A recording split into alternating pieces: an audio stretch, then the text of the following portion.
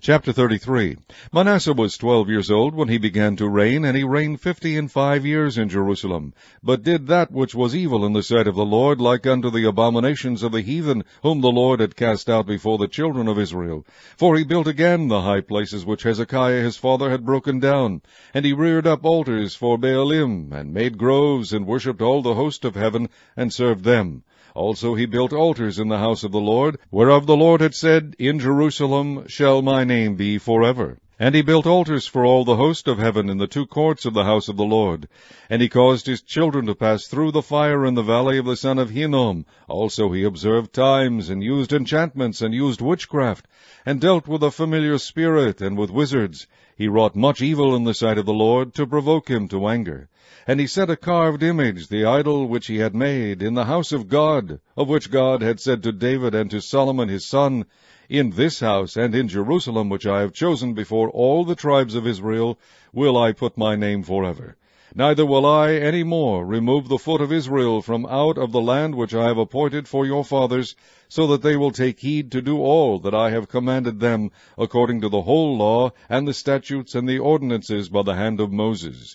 So Manasseh made Judah and the inhabitants of Jerusalem to err, and to do worse than the heathen whom the Lord had destroyed before the children of Israel.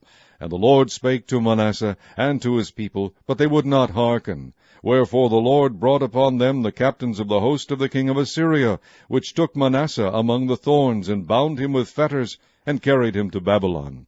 And when he was in affliction, he besought the Lord his God, and humbled himself greatly before the God of his fathers, and prayed unto him. And he was entreated of him, and heard his supplication, and brought him again to Jerusalem into his kingdom.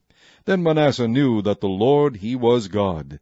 Now after this he built a wall without the city of David, on the west side of Gihon, in the valley, even to the entering in at the fish gate, and compassed about Ophel, and raised it up of very great height, and put captains of war in all the fenced cities of Judah. And he took away the strange gods and the idol out of the house of the Lord, and all the altars that he had built in the mount of the house of the Lord, and in Jerusalem, and cast them out of the city. And he repaired the altar of the Lord, and sacrificed thereon peace offerings and thank offerings, and commanded Judah to serve the Lord God of Israel.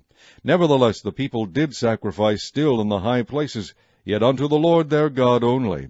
Now the rest of the acts of Manasseh, and his prayer unto his God, and the words of the seers that spake to him in the name of the Lord God of Israel, behold, they are written in the book of the kings of Israel.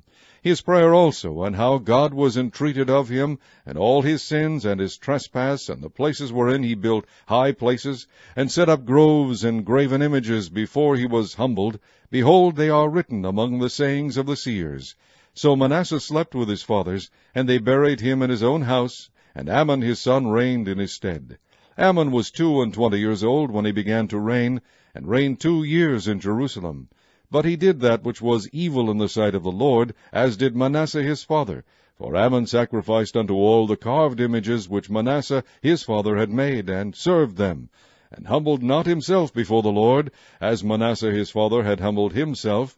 But Amon trespassed more, and his servants conspired against him, and slew him in his own house. But the people of the land slew all them that had conspired against King Amon, and the people of the land made Josiah his son king in his stead.